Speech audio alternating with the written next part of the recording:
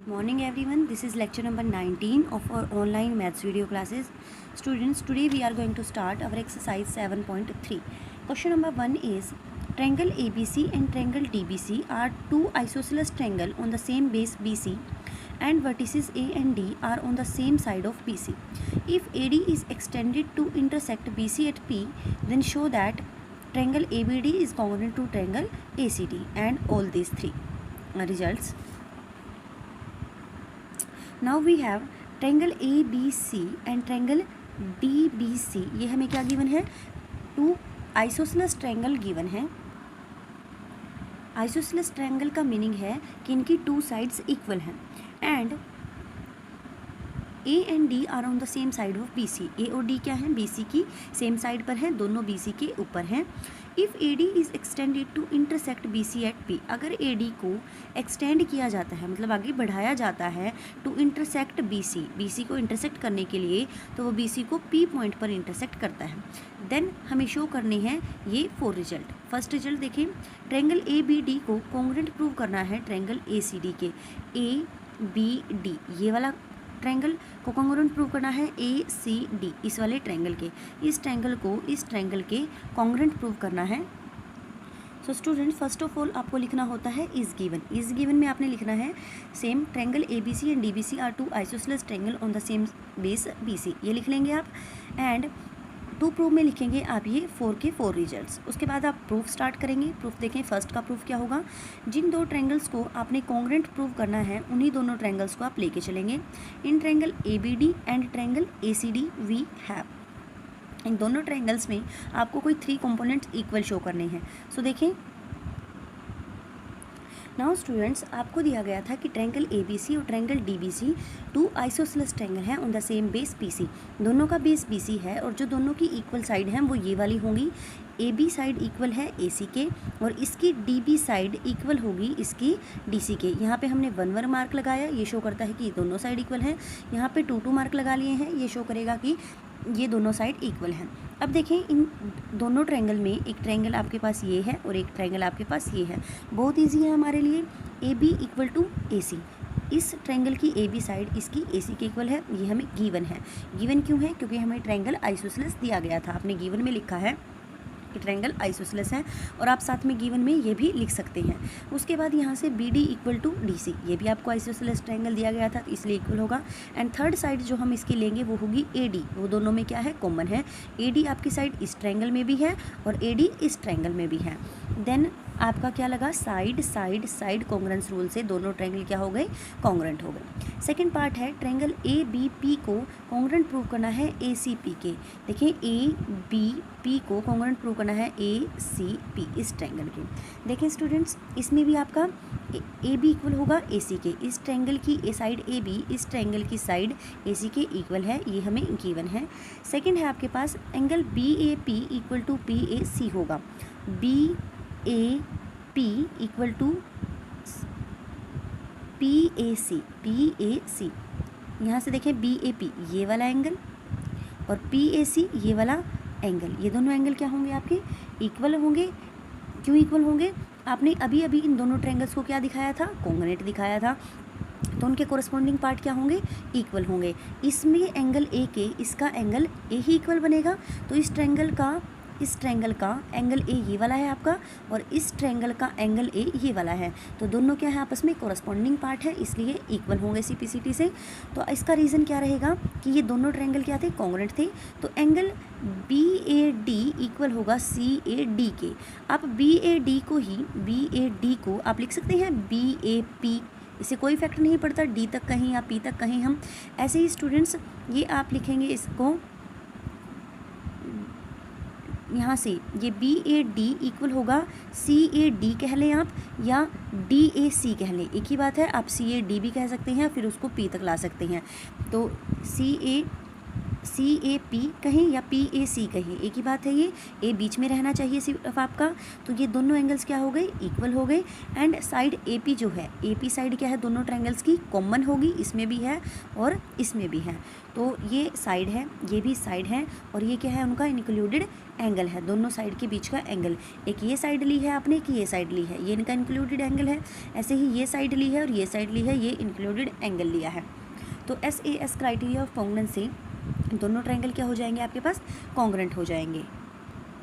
Students, अगर आप इसको PAC नहीं लिखना चाहते तो आप इसको CAP लिख लें, उससे भी कोई इफेक्ट नहीं पड़ेगा। यहाँ पे भी आप इसको CAP कर दें, BAP इक्वल होगा CAP के।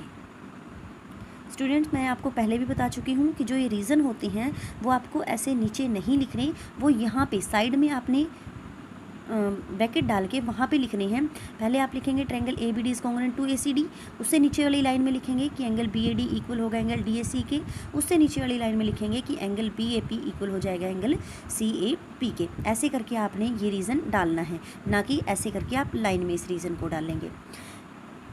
थर्ड पॉइंट है हमारे पास, अब इसमें देखें कि SAS क्राइटेरिया ऑफ कॉन्ग्रुएंस से दोनों ट्रायंगल क्या हो गए, कॉन्ग्रुएंट हो गए। थर्ड पॉइंट में देखें, थर्ड पॉइंट आपको बोला गया है AP बाइसेक्ट करता है एंगल A को as well as angle D को। जो ये AP है वो एंगल A को बाइसेक्ट करता है, एंगल A को 2 पार्ट्स में डिवाइड करता है, और as well as angle D को भी 2 पार्ट्स में डिवाइड करता है। सो देखें, आपने प्रूव किया फर्स्ट पार्ट में कि एंगल ABD कॉन्ग्रुएंट है ट्रायंगल ABD कॉन्ग्रुएंट है ट्रायंगल ACD के। ये ABD ट्रायंगल कॉन्ग्रुएंट है ACD ट्रायंगल के। ये दोनों ट्रायंगल कॉन्ग्रुएंट हैं तो इनके कोरस्पॉन्डिंग पार्ट क्या होंगे, इक्वल होंगे। यहाँ से हम कह सकते हैं BAD और CAD ये दोनों क्या होंगे, आपके इक्वल होंगे। ये दोनों एंगल्स इक्वल बनेंगे। अब ये दोनों एंगल इक्वल हैं, ये दोनों एंगल A के ही 2 पार्ट्स हैं और दोनों इक्वल हैं। तो इसका मतलब क्या हुआ, AD जो है वो इस पूरे एंगल A को बाइसेक्ट कर देती है, 2 इक्वल पार्ट्स में डिवाइड कर देती है। जो AD है आपकी वो बाइसेक्ट करती है एंगल A को। AD को ही आप AP भी कह सकते हैं, क्योंकि AD भी वही लाइन है और AP भी वही लाइन है, सेम लाइन है, बस उसको एक्सटेंड कर दिया जाता है, लाइन तो सेम ही है। तो इसलिए AD की प्लेस पे आप AP भी लिख सकते हैं। तो हमने शो कर दिया AP बाइसेक्ट करता है एंगल A को। अब हमें शो करना है कि AP बाइसेक्ट करे एंगल D को भी। अब AP कैसे बाइसेक्ट करेगा एंगल D को, ये देखें, ये एंगल D है हमारा, कैसे बाइसेक्ट करेगा, जब ये इसको 2 इक्वल पार्ट्स में डिवाइड कर देगा। इधर वाला पार्ट इक्वल होगा इस वाले पार्ट के। तो इसके लिए आपको क्या शो करना पड़ेगा, इसके लिए आपको शो करना पड़ेगा इन दोनों पार्ट्स को अगर आप इक्वल कहना चाहते हैं तो ऐसे 2 ट्रायंगल लेने होंगे जिसमें ये दोनों एंगल हैं एज अ कोरस्पॉन्डिंग पार्ट। तो आप ट्रायंगल ले लेंगे BDP ये वाला और CDP ये वाला ट्रायंगल। इन दोनों ट्रायंगल्स को हम क्या दिखाएंगे, कॉन्ग्रुएंट दिखाएंगे, और उसके बाद ये दोनों एंगल्स क्या हो जाएंगे, CPCT से इक्वल आ जाएंगे। सो स्टूडेंट्स, हमने ये दोनों ट्रायंगल ले लिए BDP और CDP। अब देखें इसमें ये BD इसके CD के इक्वल है, ये तो आपको गिवन है क्योंकि ट्रायंगल आइसोसेलेस था BDC। एंड जो DP वाला है वो क्या है आपका, कॉमन साइड हो गई, तो एक हमने ये ले लिया। तो देखें ये इसके इक्वल है, गिवन है। DP क्या हो गई, कॉमन साइड। एक सेकंड थर्ड आप ये ले सकते हैं BP इक्वल होगा CP के। कैसे इक्वल आएगा ये देखें, आपने ये सेकंड वाला ट्रायंगल जो कॉन्ग्रुएंट प्रूव किया था वहाँ से BP के कोरस्पॉन्डिंग पार्ट क्या बन रहा है, CP बन रहा है। तो हम इसका यूज़ कर सकते हैं। जब हमने ट्रायंगल ABP को ACP के कॉन्ग्रुएंट दिखाया था तो उसमें BP CP के कोरस्पॉन्डिंग था, तो ये दोनों क्या हो जाएंगे, वहाँ से इक्वल हो जाएंगे। आप इनमें से किसी भी प्रूफ का यूज़ कर सकते हैं जो आप पहले प्रूव कर चुके हैं, उस किसी भी रिजल्ट का आप यूज़ कर सकते हैं। सो देखें BDCD के इक्वल है, गिवन है। BP is equal to PC, ये क्यों है, क्योंकि ट्रायंगल ABP ट्रायंगल ACP के कॉन्ग्रुएंट है, ये सेकंड वाला ही है, तो इसका BP इसके CP के इक्वल होगा। नाउ उसके बाद DP is equal to DP, ये क्या आ जाएगा आपका, ये तो कॉमन साइड है। तो तीनों साइड आई है, साइड क्राइटेरिया ऑफ कॉन्ग्रुएंस से वी हैव, दोनों ट्रायंगल क्या हो गए हमारे, कॉन्ग्रुएंट हो गए। दोनों ट्रायंगल कॉन्ग्रुएंट हो गए तो कोरस्पॉन्डिंग पार्ट क्या होंगे, बराबर होंगे। BDP इक्वल होगा CDP के। अब एंगल डी के 2 पार्ट्स हैं, बीडीपी और सीडीपी, और दोनों क्या हो गए, इक्वल हो गए। तो हम कहेंगे कि जो ये एपी लाइन है उसने एंगल डी को बाइसेक्ट कर दिया। बाइसेक्ट करने का मीनिंग क्या है, 2 इक्वल पार्ट्स में डिवाइड कर देना। डिवाइड तो हमें ये दिखाई दे रहा है कि इसने डिवाइड कर दिया है। कौन कौन से पार्ट्स में, बीडीपी में और सीडीपी में। अब बाइसेक्ट कब माना जाएगा, जब वो दोनों पार्ट इक्वल हो जाएंगे। तो आपको प्रूव करना है कि ये दोनों पार्ट उसके इक्वल हो जाएं। सो डीपी ने बाइसेक्ट किया एंगल डी को, डीपी ही एपी है, जो डीपी लाइन है हमारी वही एपी लाइन है, तो एपी ने बाइसेक्ट कर दिया एंगल डी को। कंबाइनिंग 1 और 2, 1 और 2 को कंबाइन किया, 2 क्या लिया आपने, जहाँ पे लिखा एपी बाइसेक्ट करता है एंगल डी को, और 1 लिया था आपने जहाँ पे लिखा था एपी बाइसेक्ट करता है एंगल ए को। तो एपी ने दोनों का बाइसेक्ट कर दिया, तो आप कंबाइन करके लिखेंगे AP bisects angle A as well as angle D. उसके बाद स्टूडेंट फोर्थ पार्ट क्या कहता है आपका, AP is the perpendicular bisector of BC। आपको शो करना है AP क्या है, BC का परपेंडिकुलर बाइसेक्टर है। परपेंडिकुलर का मतलब 90 डिग्री का एंगल बनाई, और बाइसेक्टर का मीनिंग है 2 इक्वल पार्ट्स में डिवाइड करें।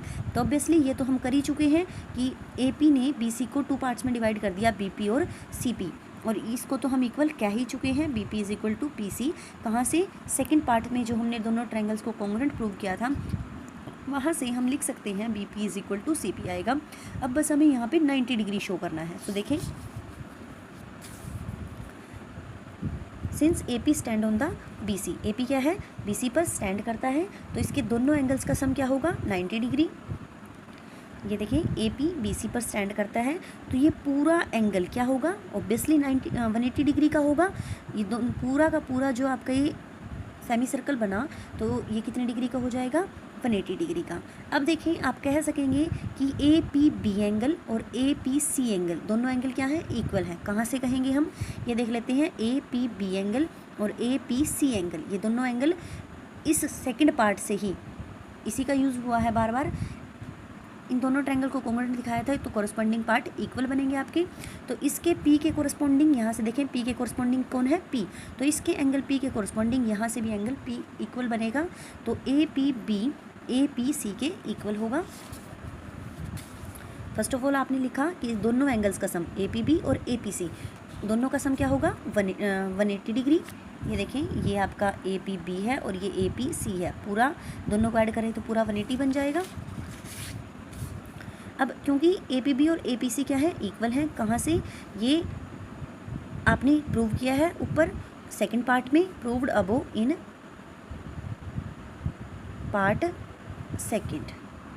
आप इसको प्रूव्ड अबो नहीं लिखेंगे, प्रूव ये नहीं किया हमने, आप इसको लिख देंगे by part second, by part second, जो कि हमने ऊपर प्रूव कर दिया, बाय पार्ट सेकंड, ये लिखना है आपने। सो देखिए यहाँ पे APB और APC दोनों इक्वल हैं, तो दोनों क्या होंगे, अब जब दोनों का सम 180 है और दोनों इक्वल हैं, तो दोनों क्या होंगे आपके, दोनों 180 के हाफ होंगे, 180/2 दैट इज़ 90। आप सिंपली भी यहाँ कर सकते थे, आप क्या करें, APC को भी APB लिख लें, ये हो जाएगा 2 APB, 2 को वहीं रखेंगे, सॉरी APB को वहीं रखेंगे, 2 को डिवाइड में भेज देंगे, तो ये हो जाएगा 180/2, 90 आएगा। और क्योंकि APB और APC इक्वल हैं दोनों, तो इसलिए क्या हो जाएंगे, दोनों 90 डिग्री के होंगे।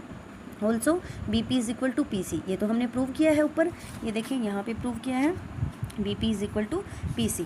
सो क्या हुआ, 2 इक्वल पार्ट्स में डिवाइड कर दिया और 90 डिग्री का एंगल बना रहा है। तो हम कह सकते हैं कि जो AP है वो परपेंडिकुलर बाइसेक्टर है BC का, AP परपेंडिकुलर बाइसेक्टर है BC का। बाइसेक्टर आपने कैसे प्रूव किया, इससे प्रूव किया, BP is equal to PC, 2 parts के कर दिए थे उसने, और दोनों पार्ट क्या हो गए हमारे, इक्वल हो गए, तो इसलिए बाइसेक्टर हो गया। परपेंडिकुलर कब हुआ, क्योंकि कितने डिग्री पर इंटरसेक्ट कर रहा है, 90 डिग्री पर, तो इसलिए परपेंडिकुलर हो गया। Okay students, have a nice day.